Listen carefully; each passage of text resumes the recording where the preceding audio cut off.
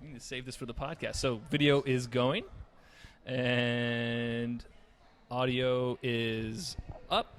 All right, so we are up and going. We're not live, so to speak, because we don't do this live, but we're hot. How about that? We're on. Good. Welcome to Swim Out of the Box. Thank you. I will be your host today because last time it was my lovely wife, Lissa. So I'm Dominic Latella, if you're just listening for the first time.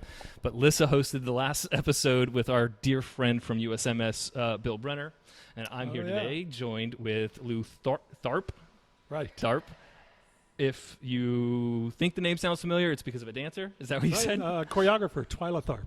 Oh. No relation, but when she has a show up, it's really easy to get a table at a restaurant. Okay. Because they say Tharp, Twyla Tharp, and you go, yeah, and then you show up. Yeah, sure. So, That's the ticket. Yeah. So, Lou, give us a sort of rundown of your swimming background or your swimming credentials, who you are in the swimming world, and who you are as a person, if you want. Sure. Great. Thank you, Dominic. Good to be on. Thank you. I started swimming when I was 45. Wow. I didn't swim in high school, obviously. Gay kids didn't play sports when I was growing up in the 60s. I'm gay, so I stayed away from locker rooms.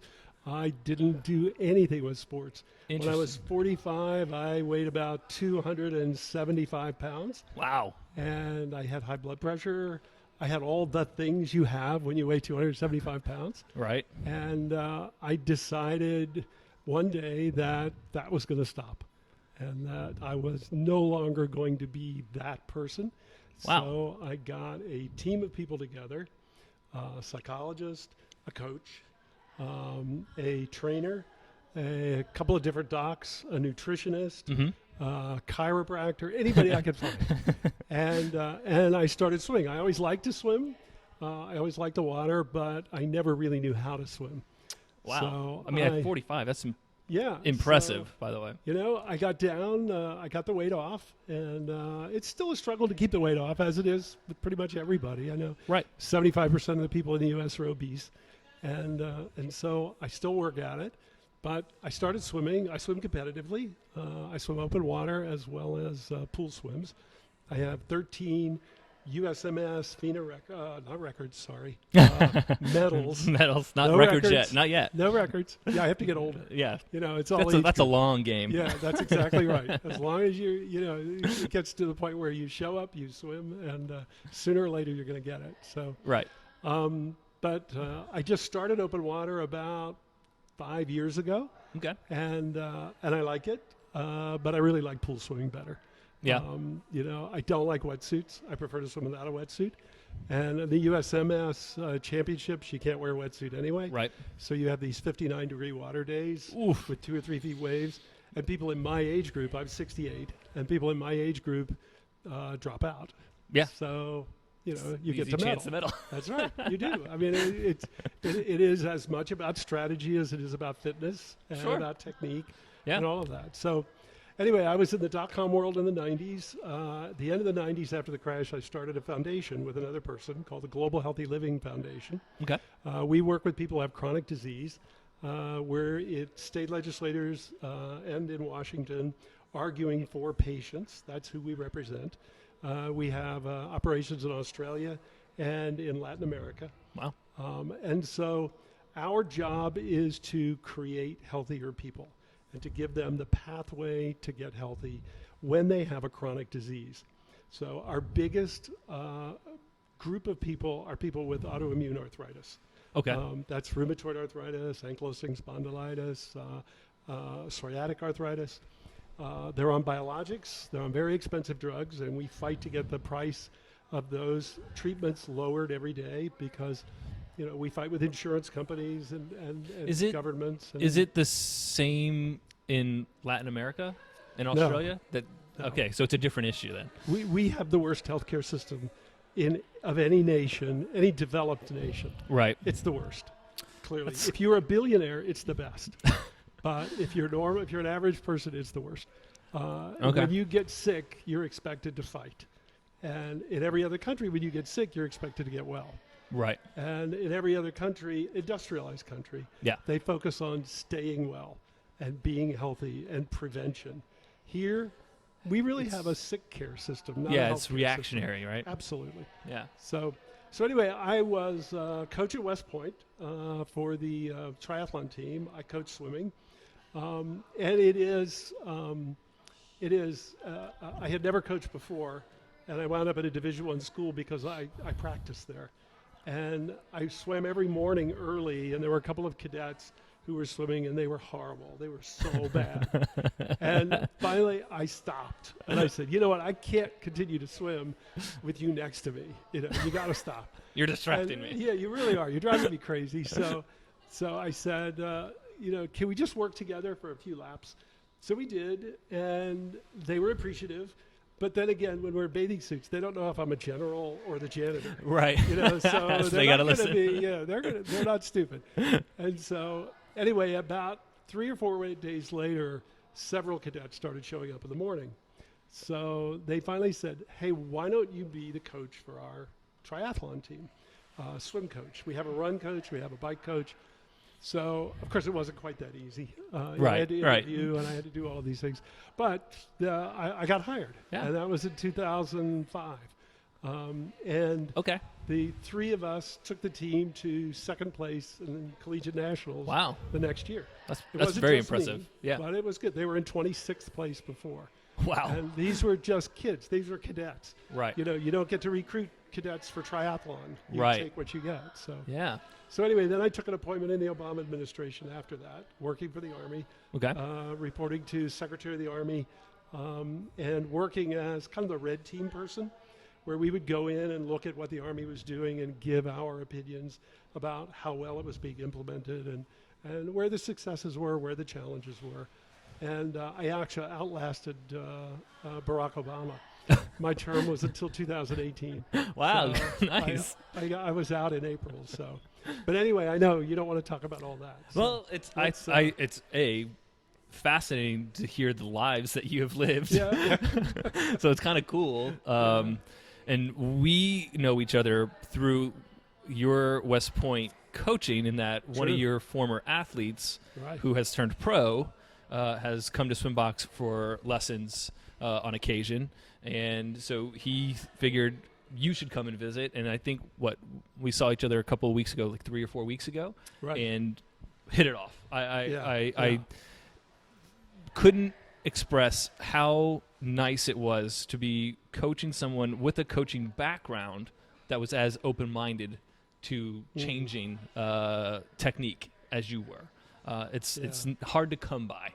All right. So your coaching for swimming was mostly based in total immersion. Is that accurate? That's correct for me to say? Oh yeah, definitely. Yeah. I just don't want to overspeak or. No, I was a total disciple. Yeah. Right. So the way that we've been working on your freestyle is almost completely opposite of what you originally learned. So it's been really interesting. That's right. And we just did a 3-hour lesson together, which is pretty epic as far as information overload. And for myself, by the way, the fact that we're doing a podcast after talking for 3 hours already is pretty, it's very telling, right? It's telling that we have a lot to say to each other. True. And a lot to learn from each other. Yeah. I do want to talk about our lesson later, because I'm more interested in your foundation, because I think it's really important. I think you, right before we started recording, you were telling me about just the approach with the foundation. So if you want to go more in detail about the foundation, I would love for people to learn about it, how people can, if they can get involved, if they can help in some way. Yeah, I'd love people to know. So please. So the one of the major communities in the foundation is the one that works with folks who have arthritis. It is called Creaky Joints. And it's creakyjoints.org. And the foundation is ghlf.org, or Global Healthy Living Foundation. And what we try to do is to bring people to the point where they can both intellectually and physically accept exercise and fitness into their chronic disease. Right. Because when you get, especially autoimmune arthritis, or if you have migraine, if you have cardiovascular issues, you have both self-imposed and medically imposed limitations on what you can do. Right. It doesn't mean you can't be fit. And we really believe that fitness helps you feel better, regardless of what disease you have. People who work out more and who engage in aerobic activity report fewer migraines. Now, we're not offering a cure for migraines. Right. That's not where we are. Right. But we know that physical fitness has a positive impact on your life. Yeah. And that's the connection we want to make. Yeah. So we have, in the past, gone around and taught people how to swim. So we'll go to retirement centers, we'll go to community centers, we'll go to anywhere people can come for free and learn how to swim. That's amazing. And people are so appreciative. Yeah. You know, we'll go to a Jewish community center, we'll go to various places that have a pool, and the excitement and the gratitude is incredible. Yeah. They absolutely love it. So just to add on to that, by the way, one of the things I do for U.S. Master Swimming is teach adult learn to swim certifications. That's right. To instructors, as well as an adaptive swimming certification that is based off of that adult learn to swim cert. And I need to get you in touch with Bill Brenner. Sure. Because there needs to be a connection there. We Absolutely. really, really focus on trying to teach adults how to swim to correct the problem you were talking about before the podcast about kids not getting involved in sports they can do for their entire life. Because if an adult learns how to swim, a child is 81% more likely to learn to swim. And I mean, isn't that interesting? We were talking about that before, that in the United States, not true in Western Europe, Scandinavia, or many parts of Asia, but in the U.S., we teach kids sports at the earliest level that they cannot do when they become adults. And it makes no sense. So we teach the basketball, football, baseball. You're not going to be playing those sports except for slow pitch softball when you're 60 years old. Maybe flag football, but flag football, maybe. And where's the aerobic fitness level there? You know, you're going to play that on a weekend. You know, you're not going to do that. And what happens is that in addition to that, we elevate the people who can play those sports well, and the rest of us sit in the bleachers and watch them through high school. Right. And then even fewer people are elevated in college, and we watch them in college. We pack the stadiums to watch people exhibit their level of physical fitness. Right. And what are we doing? We're drinking beer, and we're eating potato chips, and we're eating $9 hot dogs. Right. And so then what happens is we get more and more out of shape. We get more and more unfamiliar with what it feels like to be physically fit. And I was there too. That was me. Swimming is the only sport I know of, except for doubles tennis, if you play it carefully, that you can play when you're 70 or 80 years old. What is that? Pickleball. God help us, pickleball. Yes, pickleball is taking over the country for sure. Yeah. But I think and that's good. Yeah, absolutely, it's great. There was, I think, some report that just came out that doubles tennis there's a correlation with doubles tennis and life expectancy. I believe that. Right, because it's social and it's active at the same time. Right. Where swimming could be just as social and active at the same time. Right. Exactly. Every time you come to the wall, you can sit there and talk to each other. That's right. Right. Exactly. So while you were kind of articulating this, I was kind of thinking in my mind that you're right with all the sports that are games, kind of like baseball or basketball or football or volleyball. All those things are not an emphasis on cardiovascular activity within the sport itself. Right. It's the cross training that those athletes are trained to stay fit. Yes. And that's where people, I think, are missing the mark, right? That's a good point. They're being taught the skills of that sport, but they're not being taught the skills of the cross training. So it's kind of interesting to think about like that. You're right. I hadn't thought about that. Yeah. Very true. Because all the football teams, where do they go first? They go to the gym. Yep. They've got, incredible workout facilities in order to play a 2-hour game. Right. That's really interesting. Yeah. So I wonder if there needs to be an emphasis on within schools. I've always been told that PE in schools was actually developed during World War II to get people ready to go to the Army. Oh, that's interesting. Right? Because you got like dodgeball and those things kind of came out of the 50s. Right. But like, before that, why were people doing physical activity? Well, it wasn't probably to be great at sport as much as it was just to be ready to go to war. So that I don't know if that's true or not. This is a podcast. I am not an expert. Right. Yeah. We have an incredible freedom on a podcast. I do know the last number I saw was 23% of age-eligible people could not qualify for entrance into the Army. Wow. And because of the physical fitness test. That's very high. And so, I mean, do you know if that number has increased over decades? Yeah, I mean, that means only 23% qualify. So, we have, because of because of our philosophy about fitness in the U.S., we have hamstrung the military. We have created chronic diseases that we all are susceptible to. Type 2 diabetes. Yeah. We get it. High cholesterol, high blood pressure, all of these things. It's crazy. And if you work in Western European countries, so Scandinavia, for example, and all the way down to the Netherlands, bicycles are an integral part of your life. Right. That's it. You go to Amsterdam, you're going to ride a bike. Right. That's it. You go to Copenhagen, everybody rides bikes. And here, people don't do that. Granted, it's a little more dangerous here because people haven't quite been assimilated. Bikes haven't been assimilated into the traffic pattern. But we don't think fitness, and we really have to change that. I mean, I'm an old guy. I remember when Kennedy said, we're going to go to the moon and we're all going to become physically fit. And there was the President's Council on Physical Fitness. And in junior high school, we were getting little medals from John Kennedy for running 50 yards and for doing that. Kids today, a lot of times there is no phys ed in schools. And it's very sad. That is sad. Yeah. That was the only thing I excelled at in school. So is that right? That's the only thing I didn't do. Yeah, I never did it. I would do it, but I was right. So I want to talk about, speaking of our country not being focused on fitness. I think if we bring that back to swimming, a lot of people who swim get focused on the way they swim, and that's it. Right. And it can seriously suck. And this is what I do, and this is how I'm going to do it. Yeah. I'm done now. Right. Moving forward. I mean, I have really good friends I swim with, and one guy swims with no goggles because he doesn't believe in them. They exist. Yeah, I know. And you're right. You can see them. Yeah, they exist. And he swims. He's like a bulldozer in the water.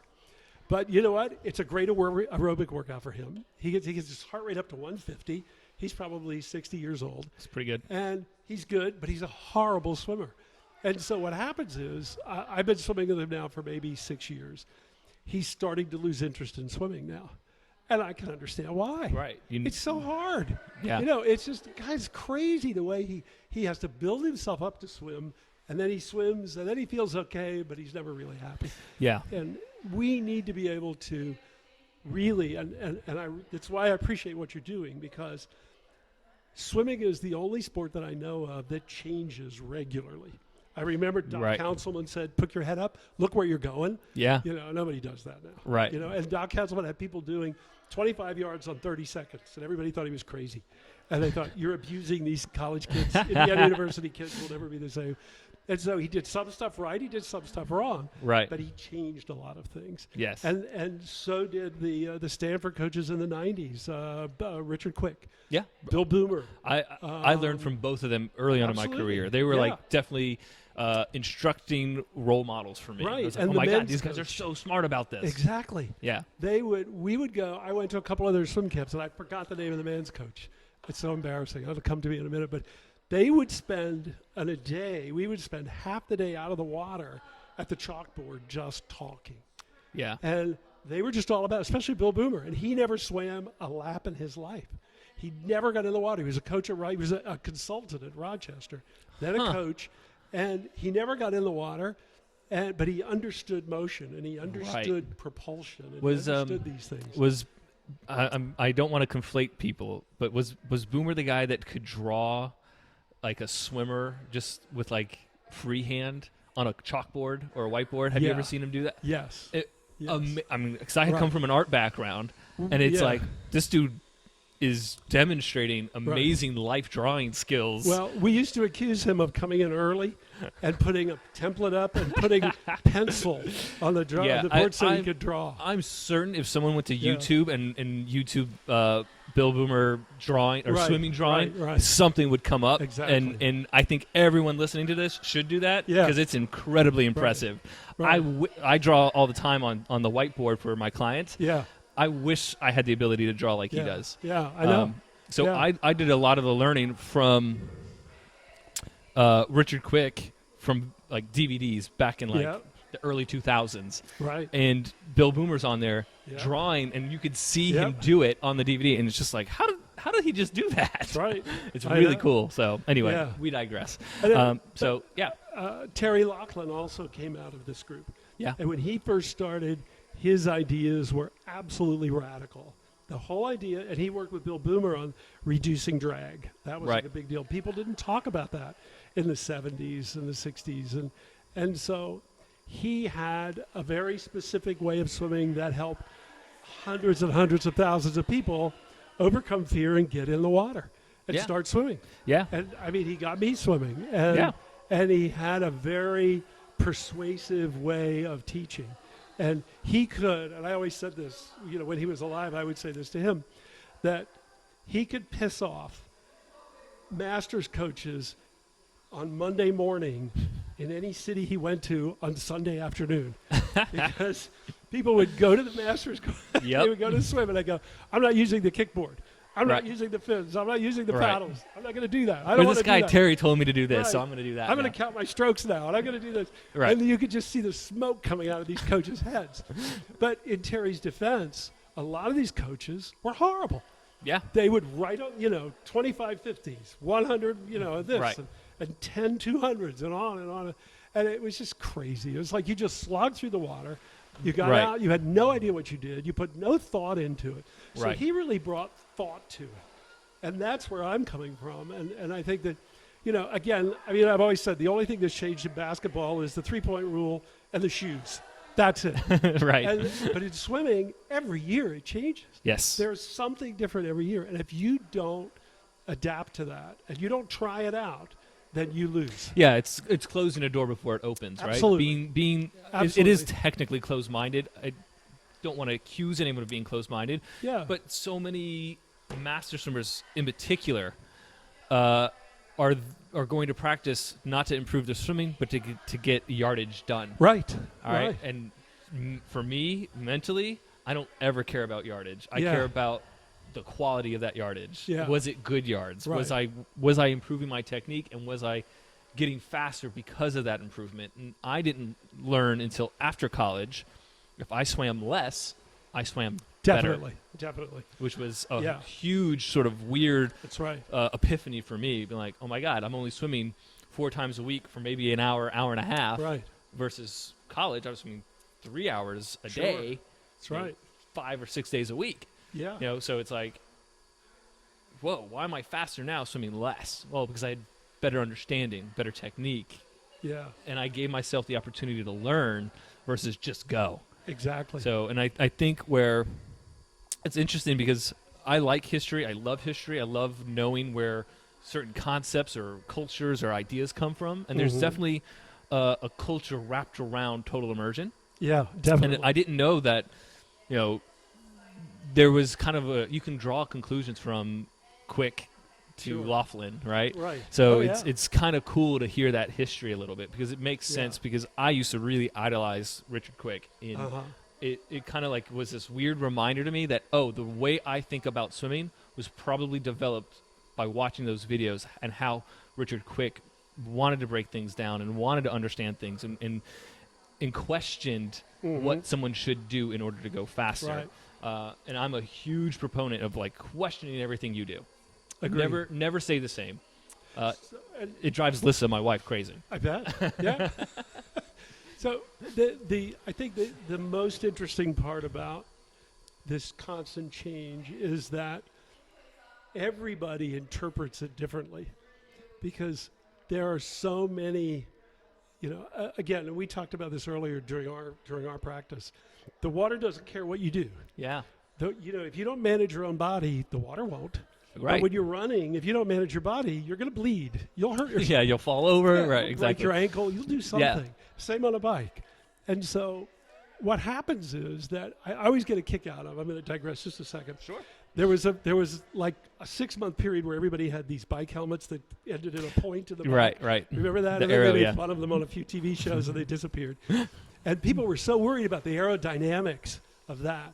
Well, water is how many times thicker than air? I believe 4 times at sea level. Yeah. And so you Actually, should it's more than really that. care. Sorry. You should care a lot about what you're doing in the water because reducing drag is enormously important. Right. And so we don't give enough thought to that. And So that four times is the amount of drag increase as your velocity increases. Right. So that's right. Exactly. The faster you go, yeah. you're going to produce 4 times the amount of drag. Yeah. So that means you have to be that much more concerned about drag. That's right. Right. And I think at sea level, it's more like 20 times more resistance. Than at it's sea like level a air. tractor trailer. The big trucks, Right. they can't go over 85. They just can't because it's physically impossible. The air doesn't, the resistance is too great.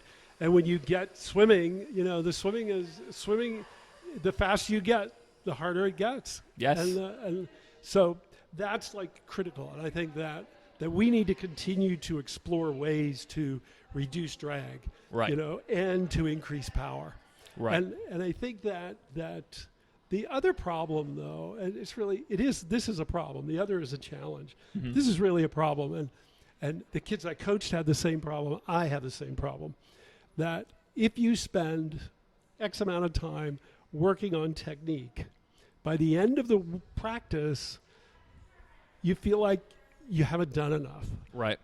You feel like, you feel like an Irish setter, you just want to be run. It's like, okay, now when do I get to actually do that? Right. If you're on a bike or a rowing machine or if you're running, that's easy.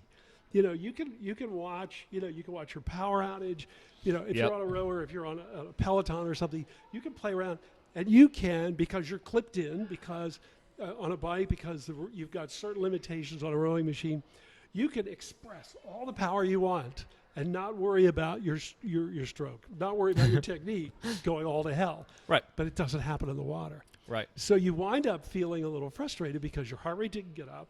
You really want to do something. You want to run a little bit. Yeah. But then if you do, you're going to fall back into your old habits. And so there's that constant tension there. Right. It's just, it's very frustrating. So for swimmers. I have the attempt I've made to solve this problem is to try to help people understand seasonal training when they're in their off season. So in this area, that's typically around November or just after the middle of November. Yeah. So when you're in your off season, that's your time to just be obsessed with how you move, not obsessed with how fast you're going, not worried about how far you've gone. Who cares? Yeah. It's the off season. All right. So it's about learning those new movements in the off season. And then as you get closer to maybe, let's see, January, February, into March, now you're adding a lot more distance and a little bit more speed work. And so then by the time you're in March and beyond, you've got endurance now. You're a little less focused on technique, but still always kind of touching base with technique and incorporating endurance with speed work, with a little bit of technique work. And so it's just understanding that there are seasons where it's better to do certain things. Yeah, that is important for triathletes for sure. In the swimming world, it is much more difficult because the seasons all bleed together. They do. Typically in this area, we only have August, maybe 3 weeks in August that people aren't swimming. Right. All right. Well, there's no real off season. Right. It's like Very you get true. no swimming, and then you're right back at it again. I think more and more younger coaches are starting to work in this idea of building up these seasons and going, okay, for these first, 4 to 6 weeks, we're not going to be too concerned about endurance or sprinting. Right. Let's just learn how to move better. And then, after that 6-week cycle, then they can go maybe add a little bit more endurance, but still have a balance of 50-50. Balance and technique, all right, or endurance and technique. And then as they go further, they can go speed work technique and endurance. Yeah. And I'm sure I've said this before on the podcast, but it's really important for people to understand you can't build speed off of a broken aerobic system. Right. So you have to develop aerobic first and then anaerobic. And what I see a lot of my young clients, their coaches in the swim world, who aren't developing anaerobic systems, they start sprinting immediately, and then they will never achieve their goal because they will actually start going slower because now their body can't sustain itself. That's right. All right. So it's really important for people to understand that as they're listening to this, that it's a problem to be solved based off of, in my opinion, seasonal planning. So yeah, I agree. It's a way to approach it. So what do you think about dry land training? Weights. So I think more importantly for swimming is dry land training anaerobically. Or sorry, I got that backwards. Aerobically. Yeah. And true aerobic conditioning needs to be greater than 30 minutes of continual movement. Mm-hmm. Right? Well, when was the last time you swam nonstop for 30 minutes? It doesn't happen. An open water race. Right, exactly. Yeah, a 5K. In the race itself, right? So it doesn't happen training-wise for swimming. Right. So early on, I like people to try to do maybe 2 or 3 days of steady-state cardio where it's maybe they're in their high zone 2, low zone 3, around 70% effort, sustained for around 45 minutes. And that could be running, it could be walking uphill, it can be on elliptical. I don't really care how they do it. Mm-hmm. But aerobic is aerobic, right? So if your heart is getting stronger, your body's learning how to use oxygen better, it's going to transfer into the water, right? So I ask people to do that on land first. And then when it comes to strength and conditioning parts, I think of conditioning more than strengthening, in that mobility, flexibility are absolutely more important than strength in swimming. Strength is a factor. But if you can't achieve a position because you have a limited mobility or bad flexibility, it doesn't matter how strong you are. Greatest example is, how can a 14-year-old girl travel faster than a 30-year-old male? Mm-hmm. It's not because of strength, right? Less drag because of flexibility and mobility. Yep. So I always want people to be more focused on that piece first. And then obviously strength is a part of learning how to go faster, but it's not the first part, I don't think. I think it's somewhere in that sequence, but not first. So going back to what we learned today, so I was teaching Lou about how SwimBox approaches freestyle. We call it circle freestyle, and that's all based on momentum. So you don't need to be really strong as long as you can keep a good steady cadence, and the strength is from your trunk. Right? Keeping things in working order where things aren't going to be separating from each other. So that's aerobic capacity. Yeah. Yeah. Absolutely. Yeah. So it's interesting. Yeah. So for my kids that are getting mistrained, in my opinion, where they're going too much anaerobic too early, I've already asked them to try to find time out of the water to do these sort of steady state cardio workouts. So, which is hard for them because they hit the ground running with those practices. They do like 18 hours of practice the first week. I know. And it's like, well, that's not going to be good for them. I know. So, how do you fit that in? They're going to have to figure out maybe a practice to skip, because in my opinion, it might be smarter for them to swim less and get that actual aerobic work in. So something to consider for all athletes across the board, whether it's playing tennis or whether it's swimming. You need to have that aerobic base. There is not a lot of aerobic work while playing tennis, right? It's mostly anaerobic. Yeah. Right. Yeah. So it's the same thing, going back to the idea of cross-training in order to participate in sports. So that's kind of an interesting thought. Speaking of anaerobic, I don't know, 10 years ago, I do the 200 fly. Mm-hmm. And I was taking creatine and working out. Mm-hmm. And creatine, as everybody knows, is really good for spurts, for bursts of speed. Mm-hmm. So soccer, water polo, great. Weightlifting? Yeah. 200 fly, not so great. And twice I DQ'd the 200 fly after 125 yards. Oh, no. It's the worst feeling. I was gone. And that had never happened to me before. It took 2 times to realize it was the creatine. That's really interesting. And because I went right into anaerobic, my anaerobic capacity will last about a minute and a half, and that's it. So it was like at the 100, right around the 100, the 125, I just died. Wow. I mean, there was no negotiation. It was over. Wow. And I just limped in, and then it occurred to me, this is your anaerobic system kicking Taking in over when it shouldn't be. Yeah, when you don't want it. Right. And even now, when I do like a 1500 pool swim, I'll go out fast, of course, because you're not supposed to. Right. It feels so good. I do the same really thing. I does. just want to get it done. So it's Exactly. like go out fast, fly and die. It feels good. And you know what? If you're determined to do a negative split, then once you cross that 750 mark or 800, then really pour it on for 200. Right. And you'll do a negative split then. You'll be fine. Yeah. But what happens is at about the 250 level or distance, maybe 200, I'll get tingling in all of my extremities of my whole body. Huh. And then I get to the point where it's like, okay, if you don't get this under control, you're just going to shut down. Yeah. And you're going to look really ugly for the next 1,300 yards. And so that balance between aerobic and anaerobic is so critical for me anyway. Yes. And you know, if I do it, I did it just last week. I jumped in and I did my warm up. I did a 120 warm up, a 120/100. That's fast for me. Yeah. And that was stupid. I mean, I came in and it was like, it felt great, but what did you just do? Right. So, you know, the slow warm up is so critical for me. Yeah. And also, I find that my warm up now can take 1,500 yards. Wow. Honestly, by the time, you know, after 1,500 yards, I really feel like, okay, now let's Something's swim. clicked. Right? Yeah, now let's do it. And I feel good. And I feel like everything is working. And maybe that's just because, you know, my muscle mass is you know, it goes away as you get older. Right. And I have found as people get older, the longer it takes for them to warm up. It's true. Yeah. It really is. And so you've got to enjoy that warm up. And I really do. Yeah. I enjoy it. You think of yourself as like a seal off of San Francisco Bay. You know, they just kind of fool around and they, you know, they sun Splash themselves a bit and they splash and a little backstroke and a little bit of that, little look out for a shark here and there.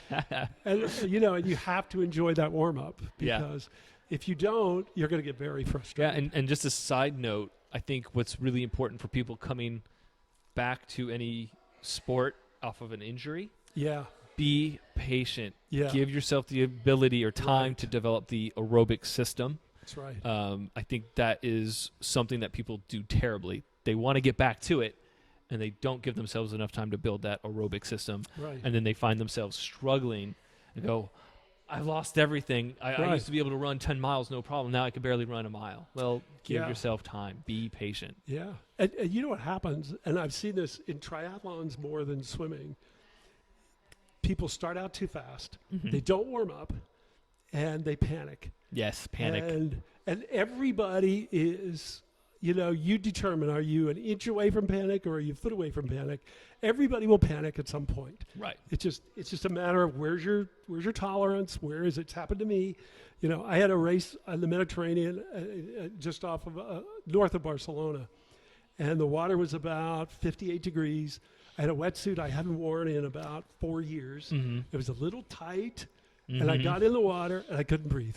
That was it. Yeah, cold water plus tight wetsuit equals panic. And I didn't warm up, and it was a fight not to go into a full-fledged panic attack. Yeah. And everybody is susceptible to that. And that whole idea of balancing anaerobic and balancing warm-up is so critical in competition. I think it's important for people to know that everyone is susceptible to panic attacks, especially in open water.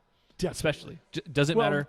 Yeah, but that's where the monsters are. Yeah, exactly. Yeah. It doesn't matter experience or how long you've been swimming. Nope. I myself swim plenty of open water. Yeah. The longer I'm in open water, that's when my mind starts going. It's not this. That's it's not initially. It's always the longer I go. Because in my mind, it feels like averages are going to like the numbers are not in my favor the longer I stay in this water, right? So then that's where my mind starts going, and I have to count my strokes or do other things to distract my negative thoughts and go, okay, I don't need to think about that, right? But I've been swimming since I was 12 competitively. So even I hit open water now. It's that same thing. Yeah. So let's talk so that we don't go on for hours because we could. Sure.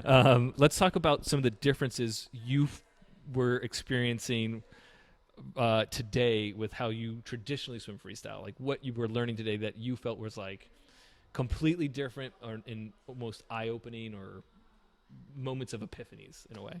Maybe so that might be dramatic. I would categorize them into 3 areas first. I think first is physical.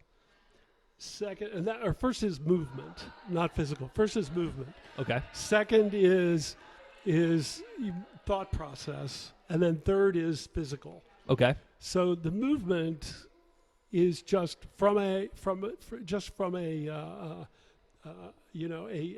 what goes where perspective. It's very, very different from anything I've ever done. Okay. The idea of the high elbow is just, that's imprinted in my brain. Right. And you're referring to the recovery for that. Yeah, right, the recovery. Okay. Because the idea that, you have a high elbow in the recovery, you have a high elbow in the stroke. They both follow the same line. It's a straight line. Right. And, you keep it close to your body so that there's less drag. Right. And so looking at a very different way of moving is now becomes intellectually disruptive. So you have to think that through. Right. And you've got to figure out, okay, now wait a minute. What's happening here as I do this, and how do I create in my brain space for this to happen? Right. Because if you don't, then it won't happen, because that's what controls all your movement, of course. Right. Then there's the physical part of it, which I guess is a synonym for the musculature. Mm-hmm. It's like, what's happening to your muscles when you're doing this? Right. And, I think about it, those little pillows you stand on to balance yourself? Oh, yeah. So you stand on one of those and you stand on one leg. And you're not saying to yourself, invoke my psoas here. Right. No, I need my hip flexor now, and you can't do that. Right. But after you do it for a minute or 2 minutes or 3 minutes, theoretically, you get better. Right. Hopefully. Or 10 minutes or 3 weeks or whatever it takes. Right. You get better. And the same is true, but what you knew enough to do was to pick your foot up and put it on the pillow and lift your other foot up. Those are kind of the gross physical movements. Right. The rest of it, your brain figures out. Right. So what we were working on today, one of the physical movements was repositioning the shoulder. Right. So you kind of lower the shoulder so that you're not in that hunched position where you're putting a lot of stress on rotator cuffs. Right. But you're now moving that down, and when you move that down, now you're able to invoke the lats, the traps, that other one, serratus. Serratus, yeah. Your obliques. All your core muscles, really. Right. They all fire. And so that's able to fire. When it's up and when it's tight, they don't fire because you're putting all the stress on the rotator cuff or the that little muscle looks like that behind inside your shoulder blade. Supraspinatus? Yeah, no. Not supraspinatus, not infraspinatus. Subscapularis. There you go. And so, you're putting all the weight on that tiny little muscle when you should be transferring that down to all of the larger muscles in your core. Right. So there are those 3 things that you have to pull together in a practice session that I think that can be very difficult to do. Yeah. And it takes a long time. Right. And the issue with that is that as you practice it, you're going to pick up small bad habits as you move forward. Absolutely. Then you've got to come back, and then we've got to work again together. Right. And Refine. But right. there is that elbow thing, or there is this, there is this exit, and hand exit, or hip position, or any of those things. And so that's where, honestly, I think endless pools are great for this. Yes. And if you've ever swum in an endless pool and you've been bored, yes. Then you really need Dominic there. You really need somebody there who can say, okay, wait a minute, do this. And wait a minute, look at this. Because that's really what they're for. Right. The way they're advertised, when I see, people in our neighborhoods, some people have put them in, and they say, I swim every day in it. And I think, you've got to be out of your mind. It's got to be We used to have an open water swimmer come and swim Oh my God. straight for Really? like an hour. Oh my God. Never stopping. At the same speed. At the same speed. I have no idea how she could do that. That is some mental fortitude. That is like the mental equivalent of knitting. You're just sitting there doing this over and over and over again. I don't have that ability. Yeah. I am not a distance swimmer, Yeah. mostly because my attention span won't allow for it. Yeah. So I think one of the, I would say two of the biggest differences that you had to experience today was the finish of your stroke, which was feathering outward. And then the idea that you don't have to rotate. If your shoulder blade goes down, it rotates for you. I like just watching you experience that for the first couple of times was really cool because you can see how it freed you up in a way. Like you didn't have to force anything. It just was happening. And I think that's actually a really big contrast that people aren't used to experiencing in their swimming. Really, there's such an emphasis on rotation, and I get it. I get why. Mm-hmm. But I think that emphasis also can be distracting and take people away from things that will make them better swimmers. Right. So that was a big piece for me coaching you today. So and I like instruction that solves problems that I don't know I have.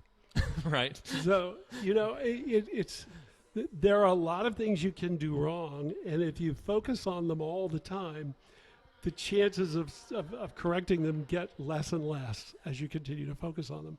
But if you just say, focus on the shoulder, or, on the feathering, or when you come out of the water, just make your pinky come out first. Right. If your pinky comes out first, your elbow cannot come out first. No, not unless you're a contortionist. Yeah, but if you tell me to worry about my elbow coming out first, it's not gonna.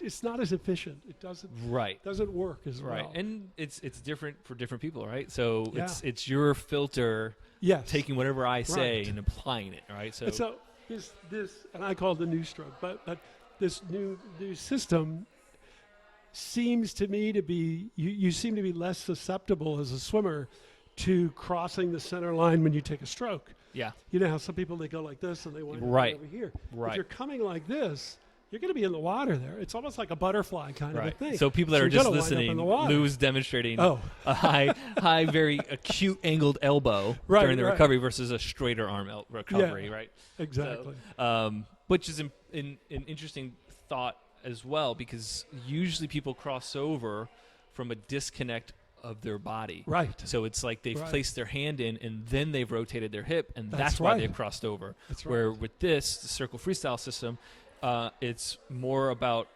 your body moving your arms, so that opportunity is diminished for sure. Right. So that's interesting you bring that up. Yeah. I mean, I think all of this is so exciting because you get to try new things. Yeah. And it's frustrating, and it's a learning process. Yeah. And, it's like, when you've had the same car over and over for year after year, and then they change where the cruise control is. It's like, why do they do that? There's no reason to do that. But in swimming, there's a reason to do that. There's a reason to change this stuff because it rewires your brain. It realigns your thinking. Yeah. You help to understand where you're weak. Yeah. You see what muscles you're not really using that you should be using. And that's important. And worst case, you do it for 6 months, you don't like it. Switch back. You got 20 years of old crap anyway. Go back to it. If that's going to keep you from sitting in front of the TV and eating potato chips and watching bad TV, then good. Right. Yeah. I think for swimming in general, it gets very tricky for us to measure things within water. Yes. Right? So as science has improved measurements out of the water, now we're starting to catch up in the water, and we're starting to learn a lot about how someone should move through water. The average person should move through water, as opposed to those elite athletes that you sit there and watch. Those are outliers. All of them are outliers. Absolutely. They can get away probably with a lot more bad technique than the average person. And they do. And so it becomes detrimental to people to compare themselves to elite athletes. Right. Because that elite athlete can do something well, or their swimming is fast, doesn't mean they're doing it to the best of their ability. That's right. And we're seeing that in the swimming world when you compare how Phelps swam fly versus like when, what year was it? 2012 when he got all those medals? Was that, right? I think it was. Right. Yeah. And then 2016, right, where he was getting beat in the 100 fly. Oh, right. And then where he lost the 100 fly. Right. Because the kid that beat him, I know the first guy. I only know first names apparently. Yeah. The first name of that swimmer was Joseph. I don't remember his last name. Anyway, he was able. That kid was able to make the adjustments that Phelps was coached on previously that Phelps did not want to make because it wasn't his stroke. Wow. And so it was those small adjustments that allowed this kid to improve the technique of his fly to then eventually beat his idol, Michael Phelps, which is kind of cool, right? Yeah. It's kind of a neat thing. If you're too set in your ways, the younger generation isn't, they learn those techniques. That's right. Yeah. So it's kind of an interesting thought process to kind of go, well, maybe I can learn something and implement it and not be beholden to, I swim this way. Right. So, and I mean, when you think about it, I don't mean to trash other sports, because if you're doing any sport, that's better than doing no sport. But really, if you're playing a sport, you know, if you're playing racquetball, when's the last time you changed your technique? Yeah. Or golf. Right. You know, Tiger Woods, actually, he's Tiger a great Woods, he would say every time he wins the tournament, he starts over again. He tears his stroke down completely. He starts with a new trainer. He starts with new people.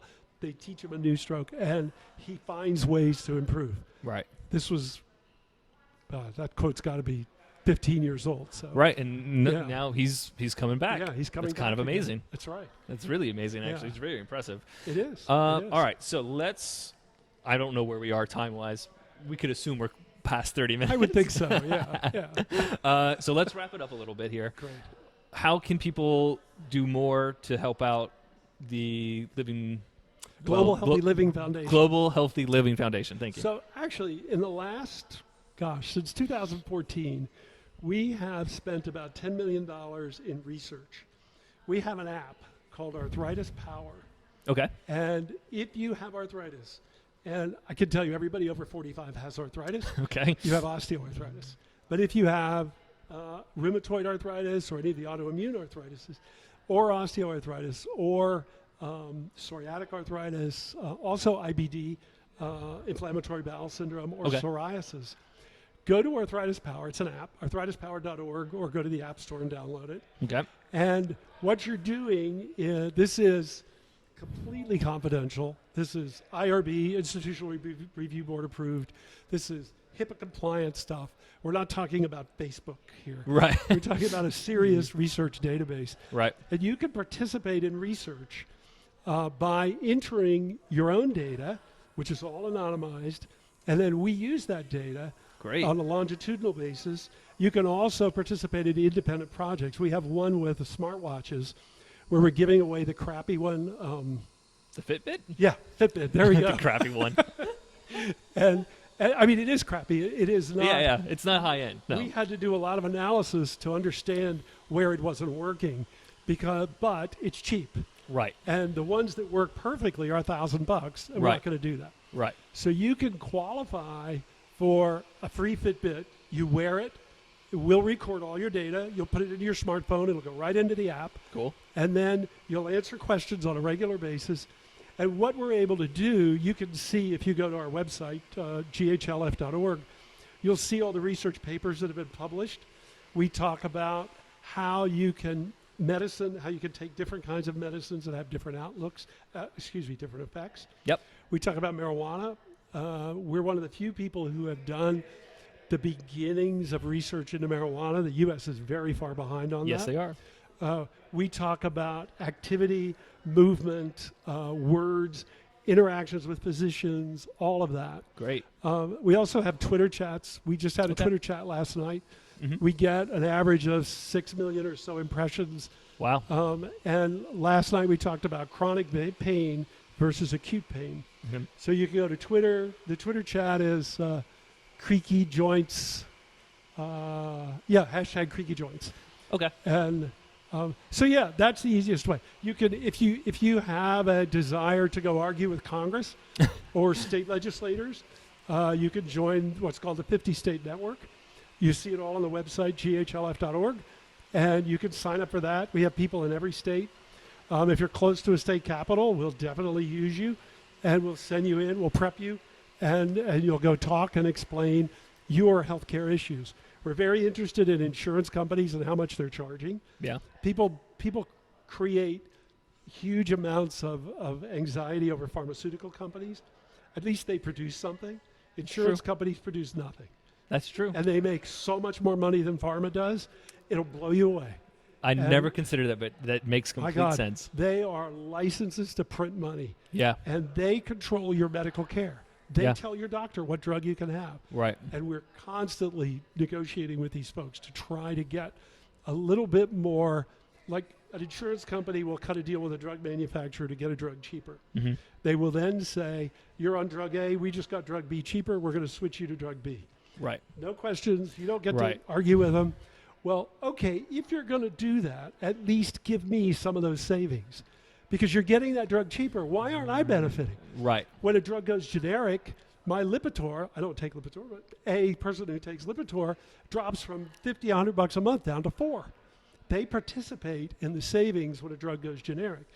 We have the equivalent of those kinds of savings that are occurring now by negotiating with drug companies, but the insurance companies are keeping it for themselves. It drives us nuts. That is maddening. Yeah, and they hate us for that. Oh, yeah. But that's life. Well, thank you for calling them out. Right. Yeah. I appreciate that. Yeah. Good. Right. All right. Anything else to wrap up?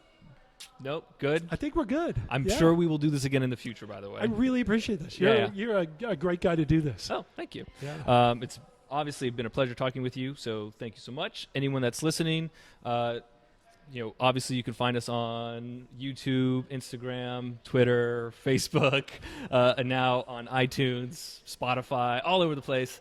Feel free to share the podcast with your friends. Please, if you haven't already, subscribed and rate the podcast.